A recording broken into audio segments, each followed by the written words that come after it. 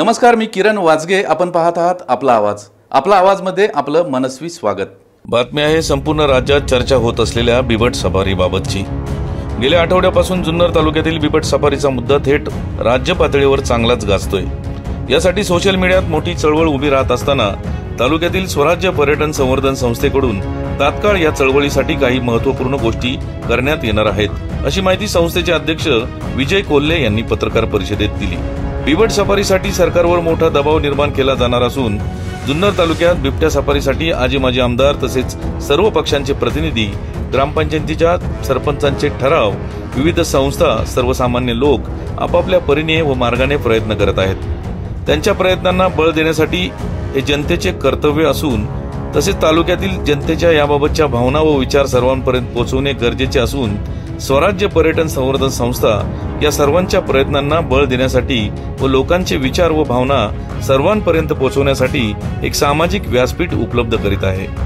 ही संस्था विविध उपक्रम राबवून याबाबत जनजागृती करणार असून यात लोकांचा सहभाग वाढवण्यासाठी प्रयत्न राहणार आहे.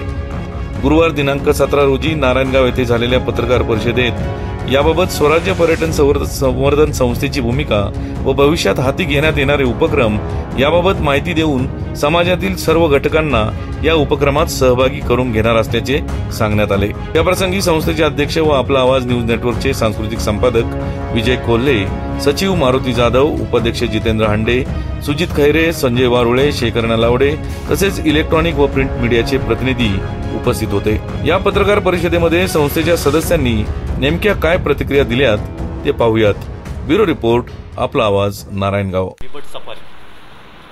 बिबट सफारी हा जो विषय आहे तसं पाहिलं तर जर मागं आपण जर गेलो तर साधारणतः 7-8 वर्षापासून ह्या विषयाला हात घातला गेला आहे जुन्नरच्या जनतेकडून, जुन्नरच्या लोकनेत्यांकडून हाताळायचं. पण शासनाच्या माध्यमातून आणि फॉरेस्ट डिपार्टमेंटच्या माध्यमातून लागणार आहे. अशा वेळेला उद्योगधंद्याच्या बाबतीमध्ये आपल्याला फार मोठ्या प्रमाणावरती शासनाचा जो एक आपल्याला भूषणावह जो प्रोजेक्ट आहे GMRTचा, की तसं पाहिलं तर अख्ख्या की जुन्नर हा परिसर इतका छान आहे की आकाश निरीक्षण जर करायचं असेल तर स्वच्छ रोजगार उभारायचा असेल तर उद्योगधंदे आणि MIDC ह्या उभारल्या जातात. पण आपल्या भागात जुन्नर तालुक्यात त्या आणखी गोष्टीचं नुकसान म्हणण्यापेक्षा त्यातून संधी शोधून जर आपण संधी असतात त्या महत्त्वाच्या आणि त्या दृष्टीने बिबट सफारी ह्या गोष्टीकडे रोजगार संधीत आपण पाहिलं तर ती सगळ्यात मोठी संधी जुन्नर तालुक्याकरता मिळाली.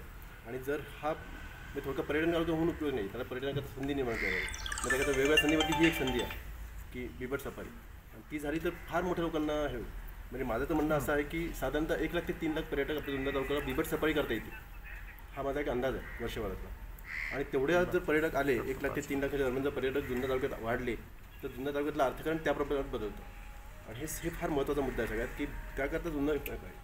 आणि आज जुन्नरला बाकी संधी नाही आहेत. ज्या ठिकाणी बिबट सफारी आपण नेण्याचा विचार करतोय त्या ठिकाणी काही बाकी संधी असू शकते कदाचित, मग इथं जुन्नरला त्या संधी नाही आहेत.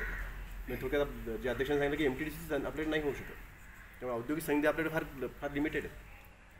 तर त्या दृष्टीने पाहायला गेलं पाहिजे की पर्यटन कसं वाढेल. नुसतं पर्यटन तालुका डिक्लेअर करून होणार नाही, तर पर्यटनाची संधी वाढण्याकरता बिबट सफारी फार महत्त्वाची आहे. तुम्ही म्हणता एक गोष्ट सांगू इच्छितो की ज्यावेळेस त्याबरोबर परवाशी ज्यावेळेस हे सुरू झालं तर त्यावेळेस आम्ही सगळ्यांनी सेलिब्रेट केलं ॲक्च्युली की चला बिबट सफारी आता होती आहे.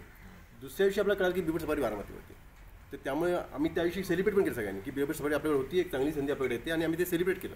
आणि त्यानंतर आम्हाला कळतं की दुसऱ्या दिवशी की बिबट सफारी आपल्याकडे होत नाही. त्यामुळे याच्यात राजकारणाचा कुठलाच भाग नाही. हे आम्हाला आणि आमची संस्था पर्यटन संस्था आहे, तर पर्यटक म्हणून आम्हाला वाटत होतं की ही संधी आपल्याकडे आली आणि आम्ही खूप खुश होऊन सगळ्यांनी आम्ही ते सेलिब्रेट पण केलं.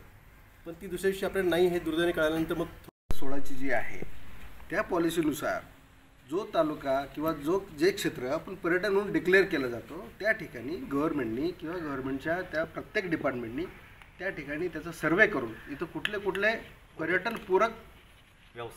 पर्यटनपूरक प्रोजेक्ट्स त्या ठिकाणी आपण करू शकतो ह्याचा तिथं सर्वे केला जातो. आता 2018 साली ज्यावेळेस जुन्नर तालुका आपला टुरिझम डिक्लेअर झाला त्याच्यानंतर समजा 1-2 वर्ष गेले, त्याच्यानंतर त्यांनी तो सर्वे करायला पाहिजे होता, तो अद्याप झालेला नाही. परंतु ज्यावेळेस महाराष्ट्रातला पहिला तालुका म्हणून ज्यावेळेस टुरिझम डिक्लेअर झाला आहे त्या ठिकाणी पहिली पॉलिसी आता बिबट सफारी जी आहे. आता बिबट प्रणव क्षेत्र जर पाहिलं अख्ख्या महाराष्ट्रात कुठं आहे तर जुन्नर हे कोणी म्हणजे लहान पोरगाहीसुद्धा सांगू शकेल. इफेक्टेड पब्लिक कुठं आहे, बिबट्यापासून ज्यांना इफेक्ट झालेला आहे. आणि महाराष्ट्र शासनाने बिबट निवारण केंद्रसुद्धा जुन्नरमध्येच केलेलं आहे. आणि ज्यावेळेस या अशा टुरिझम पॉलिसीच्या अनुषंगाने एखादा प्रोजेक्ट येतो, तो प्रोजेक्ट जुन्नर सोडून जर दुसरीकडे तुम्ही नेणार असाल तर तुम्ही जो काय तालुका डिक्लेअर केलेला आहे टुरिझम याचा म्हणून, तर त्याला कुठलाही अर्थ राहत नाही आहे. जर तुम्ही टुरिझम पॉलिसी केल्यानंतर टुरिझम पॉलिसीच्या अंडर तुम्हाला तो डेव्हलपमेंट करायचं असेल तर ह्या ज्या काय पॉलिसीज आहेत ह्या त्या तालुक्यात पहिल्यांदा राबवल्या गेल्या पाहिजेत.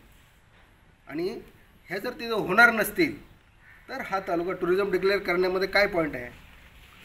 कोण कोण काय करतं हे आम्हाला हळूहळू कळायला लागलं. त्यावेळेला सगळा अभ्यास केल्याच्या नंतर आम्हाला हेच कळलं की प्रत्येक महत्त्वाचे लोक आणि राजकीय लोकांच्या व्यतिरिक्त प्रत्येक जुन्नरकराला याच्याबद्दल भावना आहे आणि त्यांची भावना आपल्याला सर्वांपर्यंत पोहोचवण्यासाठी त्यांना व्यासपीठ निर्माण करून देणं ही या एकूण चळवळीच्या भागाचा एक भाग आहे की जो आजच्या तारखेला काही प्रमाणात दुर्लक्षित राहिला होता. म्हणून आम्ही त्या मुद्द्यावर फोकस करून लोकांना या चळवळीत सहभागी करून घ्यायचं, त्यांना जनजागरण करायचं, त्यांना प्रॉब्लेमच्या समस्या समजून द्यायच्या आणि मग त्यांना या चळवळीत छोट्या छोट्या गोष्टींमधून सहभागी करून घेऊन त्यांच्या प्रतिक्रिया, त्यांच्या भावना सर्वांपर्यंत पोहोचवणं हा उद्देश आम्ही घेऊन मग काय केलं तर वेगवेगळ्या योजना आम्ही ठरवलं की आम्ही प्रत्येक गावामध्ये जाऊन चौकसभा घ्यायच्या. त्याच वेळेला सरपंचांची किंवा तिथल्या पंचायतीची पत्र घ्यायची पाठिंब्याची, जर त्यांचा पाठिंबा असेल तर. त्याच वेळेला जर त्या गावामध्ये यात्रा असेल तर यात्रेमध्ये बोर्ड लावायचे, बॅनर्स लावायचे आणि देवीला साकडं घालायचं.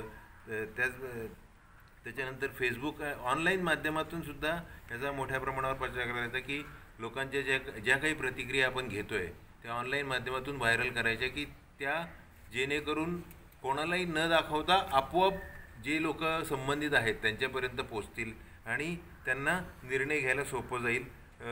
त्याचबरोबर तुमच्याशी बोलणं हा एक त्या आमच्या उपक्रमाचाच भाग होता. त्याच्यानंतर मग आणखीन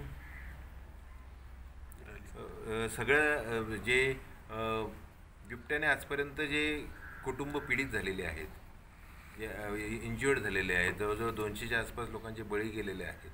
तर ह्या सगळ्या लोकांच्या आजच्या ह्या ज्यावेळेला त्यांनी आत्तापर्यंत गेले 10-12 वर्ष 15 वर्ष हा त्रास भोगला आणि ज्यावेळेला त्याचं संधीत रूपांतर व्हायची वेळ आली त्यावेळेला जर जुन्नर तालुक्याला त्याचा फायदा होत नसेल तर त्यांच्या प्रतिक्रिया काय आहेत, इथल्या बेरोजगार तरुणाच्या प्रतिक्रिया काय आहेत, बिबट्या आणि निसर्ग संवर्धन किंवा याच्याबद्दल ज्या तज्ज्ञ आहेत त्यांच्या प्रतिक्रिया काय आहेत, त्याचबद्दल राजकीय सामाजिक संस्था त्यांच्या प्रतिक्रिया काय आहेत, त्या सगळ्या जमा करून त्याचा एक अहवाल तयार करून आपण मंत्र्यांना आणि संबंधितांना भेटून त्यांना ह्या सगळ्या गोष्टी त्यांच्यापर्यंत पोहोचव्या जेणेकरून की ते जे काही निर्णय घेत आहेत त्यांना पूर्ण ग्राउंड लेवलची इन्फॉर्मेशन मिळावी.